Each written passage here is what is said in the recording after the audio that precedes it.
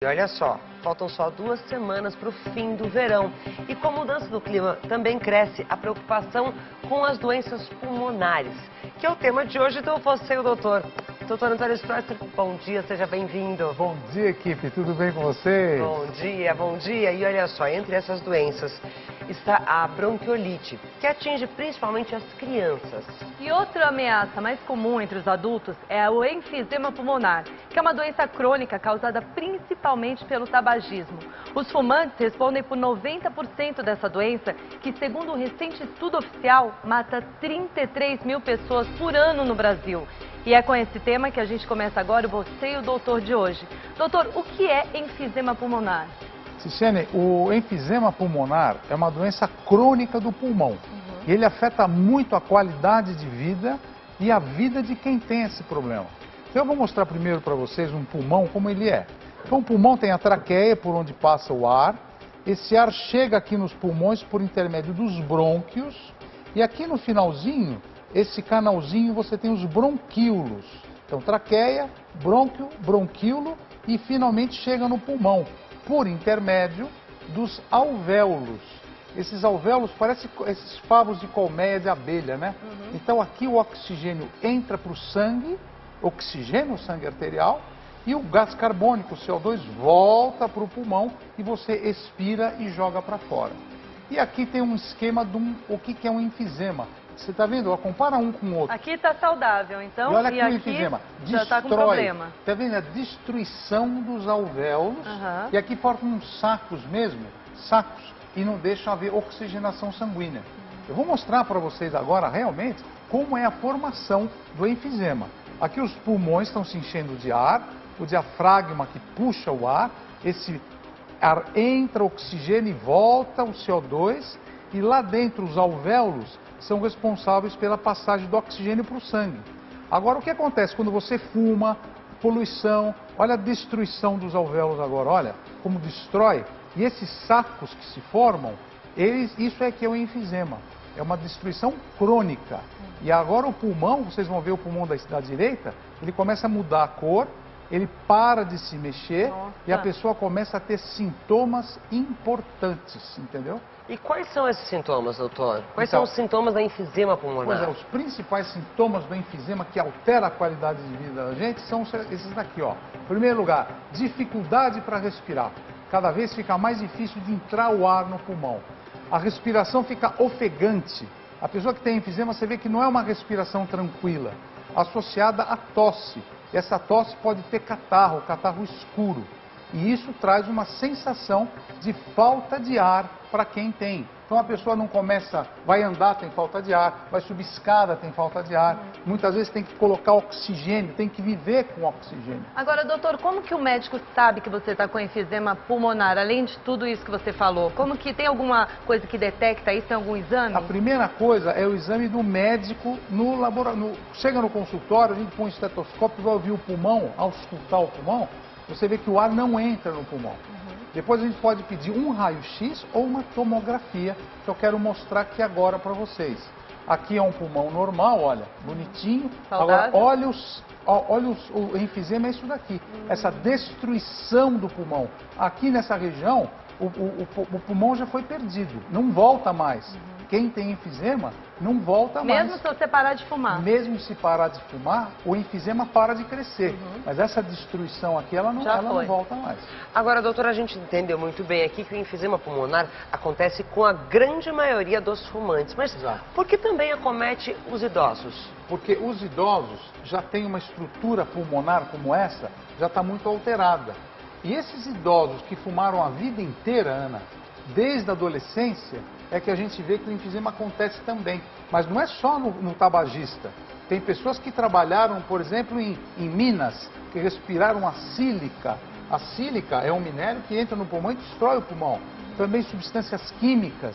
As pessoas, por exemplo, a Ana Hickman fuma desde os 15 anos, vai. Eu sou o marido dela, eu sou o Alexandre, tá? Se você é fumante... Eu sou um fumante passivo. Você também fica sujeito a isso. Enfisema também. Nossa, Então, agora, doutor, e a poluição, quem mora nas grandes cidades, também tem esse problema de enfisema pulmonar? sim, a poluição do ar ambiental hoje é causa já de enfisema nas grandes cidades. Tanto é que vocês vão para grandes megalópolis como China, como Tóquio e tal, todo mundo com máscara no rosto para evitar essa poluição de entrar e causar esse enfisema. Porque enfisema é uma doença crônica. E como que a gente trata isso? Bom, em primeiro lugar é saber que o cigarro que está do seu lado, Ana... Aqui, ó, tá bem claro. Aí é a primeira coisa. Quem tem enfisema tem que parar de fumar. E vocês que são casados ou casadas com tabagistas, por favor, tem que ajudar a parar de fumar. Isso inclui charuto também, né? Charuto, o cachimbo, são responsáveis. Qualquer tipo de tabaco. A maconha também é. Hoje, como a gente já assistiu praticamente o nascimento do emprego da maconha na adolescência, esses adolescentes que começaram com uma maconha, hoje têm a minha idade. E hoje a gente vê o enfisema nas pessoas que fumaram maconha também a vida inteira. O tratamento principal é a gente usar remédios que abram os brônquios, para o ar entrar melhor. Que é conhecido como vaso broncodilatador. Broncodilatador. Depois, associar nesse broncodilatador corticoide, a cortisona. Tem uns pozinhos modernos que você respira hoje que tem cortisona. Fazer muita reabilitação, fazer fisioterapia, fazer exercícios em casa de respiração. Você tem que, por exemplo, entrar num lugar que tenha natação para você começar devagarzinho, fazer exercícios, sempre com a supervisão do médico pneumologista e também de uma fisioterapeuta. Lembra, o tratamento cirúrgico também existe, que é o transplante de pulmão. Nossa, Mas aí não seria um caso muito grave. Mais sério, São né? casos já que a pessoa não consegue sair de casa, não consegue caminhar. Então entra na lista do transplante de pulmão e no Brasil o transplante de pulmão é muito avançado já. As técnicas nossas são muito boas. Doutor, eu queria que o senhor me acompanhasse até aqui ao lado para mostrar esses cubos aqui, que são algumas recomendações. Exato. Você pode explicar para a gente cada uma delas? Então, agora para quem já tem enfisema pulmonar, quem já está instalado o quadro de enfisema, o que pode fazer para não agravar e melhorar a qualidade de vida? A primeira coisa é a alimentação saudável. Tomar bastante líquido. Quanto mais líquido eu tomo, mais o meu pulmão fica hidratado. A segunda coisa, se você estiver acima do peso, perca peso. Porque você já não está respirando direito. Imagina você pesado, vai carregar mais o peso do ainda. A outra coisa, roupa bem leve, folgada, para deixar seu corpo com fácil acesso a qualquer lugar. A outra coisa, pausas durante o dia. Vai fazer meditação, vai fazer a respiração, é importante também. E, finalmente, manter um ritmo de vida mais lento, sem pressa, sem estresse. Isso ajuda muito a você manter uma qualidade de vida mais fácil, se relacionar com pessoas que têm enfisema também. Sempre quem tem enfisema pode dar dicas para as outras pessoas. E poder ajudar. É lógico. Aliás, tem alguém aqui querendo fazer pergunta para o senhor, doutor, através das nossas redes sociais. Deixa eu ver aqui. É o nome dele, deixa eu ver aqui. Marcelo Lucas. Doutor, gostaria de saber se o enfisema pulmonar, ele causa alguma dor no peito? O enfisema pulmonar, ele causa principalmente falta de ar. Mas a sua pergunta é muito boa. Quem tem enfisema pulmonar pode ter também problema no coração. É o que a gente chama de cor pulmonale. Porque o coração e o pulmão são interligados, entendeu? Então quem tem problema pulmonar tem problema cardíaco. E às vezes o coração pode crescer de tamanho e pode levar a arritmia cardíaca e a infarto do miocárdio. Então, quem tem enfisema pode ter dor no coração. E a gente vai continuar falando aqui sobre as doenças pulmonares. A gente vai falar sobre a bronquiolite, que é uma doença muito grave. Nessa época do ano, principalmente, as mamães ficam de cabelo em pé, porque realmente a gente tem que cuidar. Eu tenho um caso na família, um caso pessoal que aconteceu muito grave. Eu vou contar pra vocês, mas isso logo depois do intervalo. Não sai daí que a gente volta já.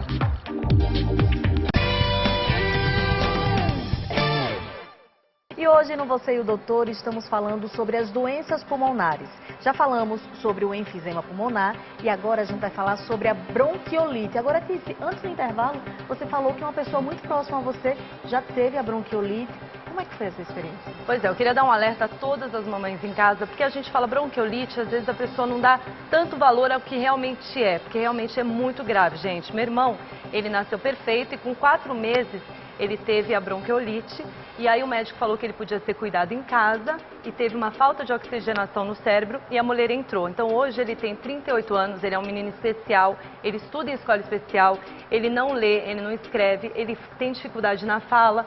Então tudo isso aconteceu por conta da bronquiolite. Eu queria até aproveitar e perguntar para o doutor, por que essa doença é tão grave assim? Porque as pessoas às vezes não dão o devido valor, né? É verdade. Então a gente está aprendendo que as doenças pulmonares são muito graves porque acabam acontecendo e dificultando a oxigenação do nosso corpo inteiro. E o nosso cérebro é aquele que mais sofre, como é o caso do teu irmão. E a gente se lembrando da anatomia do pulmão, a traqueia, os brônquios, aqui embaixo esses terminaizinhos, essas ramificações chamadas bronquíolos, que aqui em aumento grande, olha, o bronquíolo, ele deixa o ar passar e vai para o sangue isso daqui.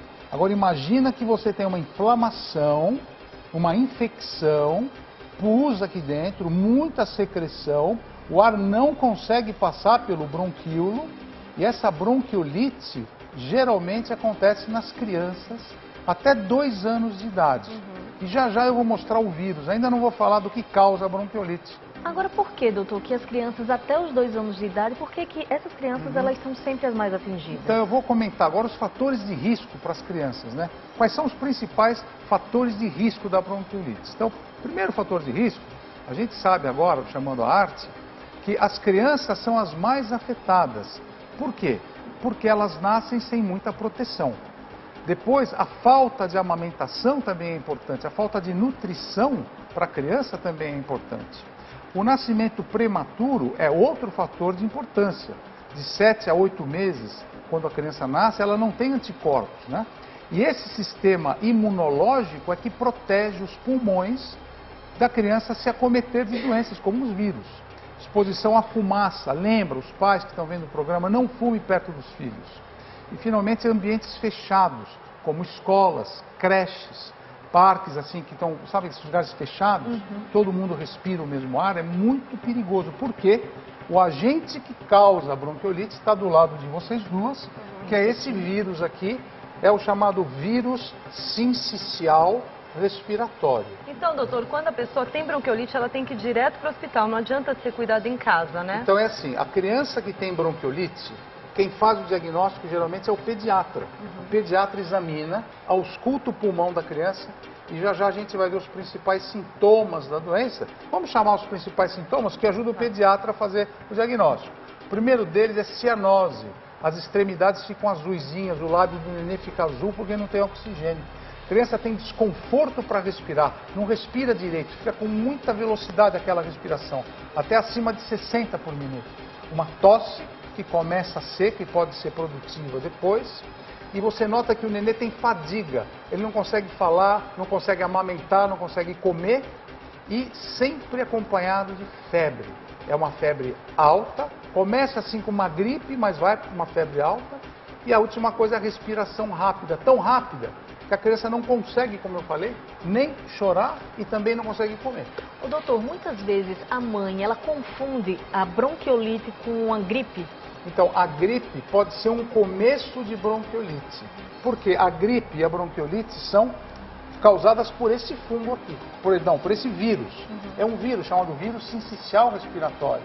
Então, Cici, como você estava falando, o pediatra já pode fazer o diagnóstico no consultório, mas muitas vezes o quadro da criança se agrava e a criança tem que ir para uma UTI. E muitas vezes, infelizmente, ela tem que ser entubada, ligada num pulmão artificial para ajudar a respiração. Doutor, eu tenho uma pergunta. O meu filho teve bronquiolite com quase 2 meses. Foram ali 10 dias bem difíceis pra gente. Uma das coisas que eu percebia muito era que a parte de baixo aqui da costelinha dele... Sim. Chegava às vezes a entrar. É isso aí. Isso pode ser uma coisa que as mães podem prestar mais atenção em casa. Começou a ter essa dificuldade, descer um pouco mais o peito do neném. Isso. É indício de bronquiolite? Em casa, a mãe tem que tomar cuidado com os principais casos que tem que levar para o hospital. Quais são? Primeiro, a criança começa a vomitar, não consegue se alimentar. Segundo lugar, uma respiração muito rápida. Se você contar quantas vezes por minuto, às vezes está 60 por minuto. O normal é até uma 20. rouquidão, né, doutor? E é isso que eu ia falar agora. Você ouve que a criança está respirando mal. Aquele barulho. E a última coisa é entra para dentro, a parede do tórax, ela entra mesmo na hora de respirar, porque tem tanta dificuldade que tem para respirar. Então, nessas coisas, leva para o hospital, que são casos que muitas vezes precisa ficar em UTI, como seu filho ficou na UTI, e são casos muito sérios. Bronquiolite é sério. E como é que a gente trata a bronquiolite, doutor Spratt? Os principais tratamentos, em primeiro lugar, lembra, não fumem perto dos seus filhos. Isso é muito sério.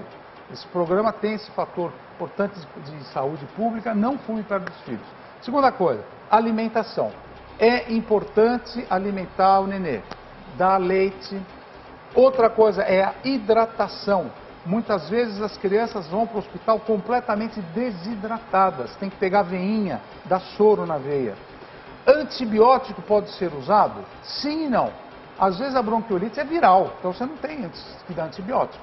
Mas às vezes o quadro viral pode se transformar num quadro bacteriano. E aí você tem que usar antibiótico. Finalmente, deixa o ar umidificado, compra um umidificador, deixa no quarto. E inalações com soro fisiológico para deixar o pulmão bem hidratado. Essas são as partes fundamentais do tratamento da bronquiolite. Caiu a hidratação. A mamadeira. Doutor, muito obrigada. Semana que vem Obrigado. A gente estará junto novamente falando de saúde. Muito obrigado. Você sempre, como um professor Muito aqui, nos obrigado. ensinando muito, Obrigado, viu? Tícia. E daqui a pouquinho você vai pro Obrigado. chat, né? Vou pro chat. Já já Meio-dia, falar. o doutor está lá tirando todas as dúvidas de vocês.